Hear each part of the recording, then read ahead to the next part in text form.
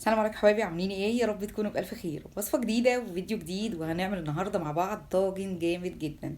انا سميته بقى طاجن الناس الرايقة، يعني للناس اللي عايزة تاكل حاجة طعمها حلو وكمان جديد. هنعمل النهاردة الميكس الجامد جدا مكرونة مع شاورمة الفراخ. عايزة اقول لكم طعم جميل قوي، ميكس كده حلو نقدر نعمله بكل سهولة خالص وهناخد نتيجة.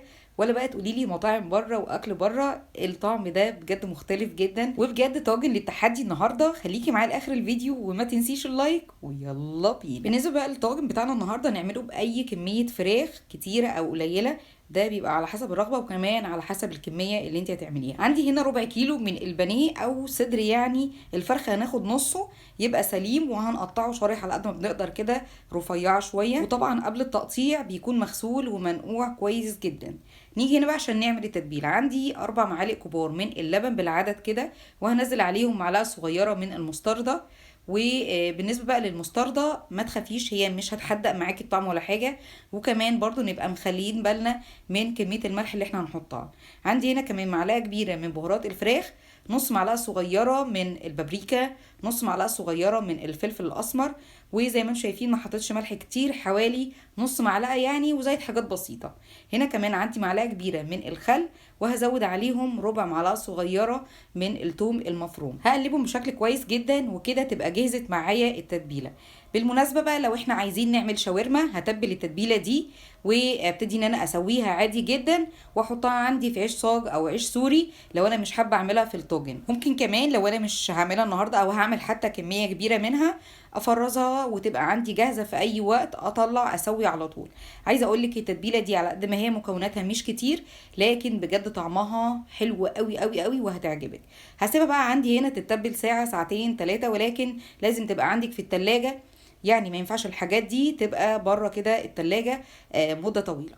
هنا بقى عندي المكرونة. فوق على النار او حله بنزل كميه ميه كويسه، يعني ضعفين 3 كده كميه المكرونه اللي انا هسلقها فيها، على اساس برضو ما تعجنش معايا وما تبقاش ماسكه في بعض. بنزل عندي هنا نص معلقه من الملح ومعلقتين من الزيت، وبسيبها عندي تستوي. المكرونه عندي عشان ما تلمش على بعض او تعجن كده او حتى تلزق في بعضيها، اول دقيقه بنزلها فيها لازم يبقى تقليب خالص، وبعد كده اسيبها انها تتسوى بشكل كويس. اما بالنسبه بقى لكميه المكرونه فدي على حسب رغبتك، هتعملي كتير او قليل. هتكلم بقى على معلومه جامده جدا بالنسبه للمكرونه اللي انا هدخلها عندي الفرن. لازم تبقى مكرونه يعني تتحمل شويه السوى، على اساس لما تطلع معاكي كده ما تبقاش مهريه، ما تبقاش مكسره من بعضيها، وتستحمل كمان السوى. انا هنا بسويها سوى كامل، مش قاعده كتير على فكره في قلب الفرن. هنا بقى زي ما انت شايف المكرونه مش لازقه، ما فيهاش اي مشكله خالص. اول لما بتستوي برفعها عندي من على النار واشطفها شطفه سريعه كده بالميه البارده على اساس ما تكملش سواها، واسيبها عندي على جنب لحد ما احتاجها.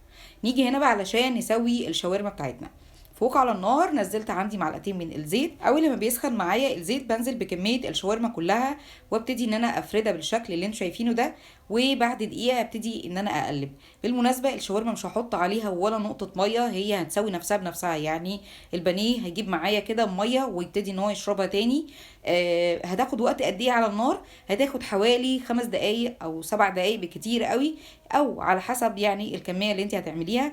يعني من وقت للتاني ابتدي ان انا اقلب فيها. هرفعها امتى بقى من على النار؟ اول لما بتشرب الصوص بتاعها كله، يعني تبقى من غير صوص زي الشكل اللي انتوا شايفينه ده، تبقى كده تمام جدا. نيجي بقى نعمل اخر حاجه، هي الصوص الابيض او البشاميل. عندي هنا 3 معالق كبار من السمنه، ويفضل جدا تبقى يعني سمنه يعني لونها فاتح، ما يبقاش اصفر، على اساس هي ما تغمقليش اللون بتاع البشاميل. بنزل عليهم كمان 3 معالق هرميين من الدقيق، وابتدي ان انا احمصهم تحميصه بسيطه خالص كده. بالمناسبه اول لما بعمل البشاميل ههدي النار عندي شويه، ما تبقاش عاليه قوي، علشان اعرف احمص شويه كده الدقيق بشكل كويس، وكمان البشاميل اللي معايا ما يكتلش، ما يحصلش فيه اي مشاكل. هنا بقى زي ما انتم شايفين يعني حوالي دقيقه او دقيقتين كده بالنسبه للتحميص بتاع الدقيق.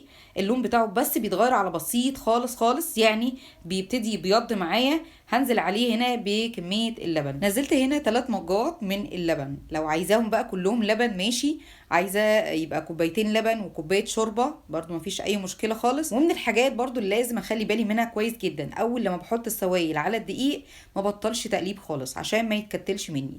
هنا بقى كنت حطيت عندي كميه اللبن كلها، هبتدي ان انا املح البشاميل. نزلت هنا مكعب ماجي او حتى بودره الماجي ورشه بسيطه خالص لا تذكر كده من الفلفل الاسمر. نزلت كمان عليهم مثلثين من الجبنه او حتى معلقه من القشطه لو عندك قشطه اللبن، برضو بيبقى طعمها حلو كده وغني.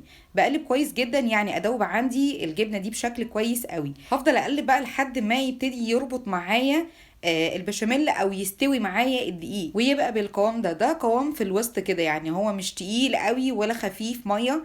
ما ينفعش ان انا اشيله اتقل من كده، كل ما بيطول النار او لسه على النار هيبتدي يتقل معايا، ودي طبعا نتيجه بقى مش عايزاها خالص.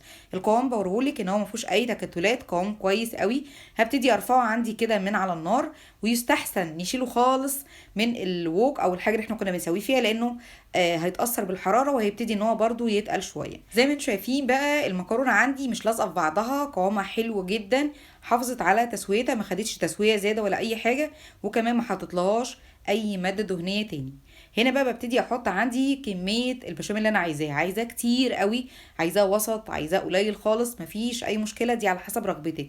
بس طبعا بحطي كبشتين كده 3 على الكميه اللي انت عاملاها دي. بالمناسبه كميه المكرونه دي كانت ربع كيلو من المكرونه. المكرونه دي سايبه مش مكرونه اكياس. المكرونه دي اكتر حاجه ممكن تستحمل معاكي السوا، وكمان بتبقى بجد حلوه قوي، بس نقي نوع كويس. هنا بقى ببتدي انزل عندي في اي طاجن بقى، صغير كبير، عامله اي كميه انا عايزاها، حتى لو عندك طواجن صغيره تقدري تعملي على قد الفرد الواحد. ببتدي احط عندي كميه المكرونه. الجديد بقى في ان احنا هنعمله النهارده غير ان احنا عاملينها بالشاورما، احنا هنحط الكميه بتاعت المكرونه كلها وبعد كده اروح حاطه كميه الشاورما كلها. هنا بقى عندي بنزل بقى زي ما انتم شايفين الشاورما ما فيهاش اي صوص خالص، وهو ده اللي انا عايزاه وهو ده المطلوب على فكره، ان احنا نشيل الشاورما بالشكل ده، ما يبقاش فيها اي صوص. الصوص اوريدي هي كده كده بتشربه، وبيبقى طعم الشاورما نفسه غني كده وجميل. برصها بالشكل اللي انتوا شايفينه دوت. وبالنسبه للكميه الشاورما احط قد ايه في الطاجن، ده بيرجع على حسب رغبتك، تحطي كتير او قليل مفيش اي مشكله، احنا كده كده هناخد الطعم الجميل. هنا بقى بنزل عندي كده كميه صوص كويسه او كميه بشاميل كويسه، يعني مش عايزاها تبقى قليله قوي لدرجه انك تشوفي كده شكل الشاورما، ولا حتى تبقى مغطيه كانك عامله صينيه مكرونه بالبشاميل. هنا كده الشكل اللي انا عايزاه.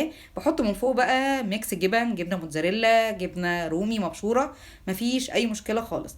نتكلم بقى على خطوه السوا. قبل كل شيء لازم عشان اخد نتيجه كويسه لاي حاجه بدخلها الفرن يسخن الاول. بسخن الفرن حوالي 10 دقايق على درجه حراره تبقى متوسطه كده. هشغل من تحت الاول وادخل عندي الطاجن في الرف اللي في النص، وبيقعد حوالي تلت ساعة. اطفي تحت وبعد كده اشغل الشواية تاخد اللون اللي انا حباه، سواء يعني ان انا اديته لون خفيف او تقيل، مفيش اي مشكلة خالص، وبيطلع بجد حلو جدا وبالشكل اللي انتوا شايفينه ده.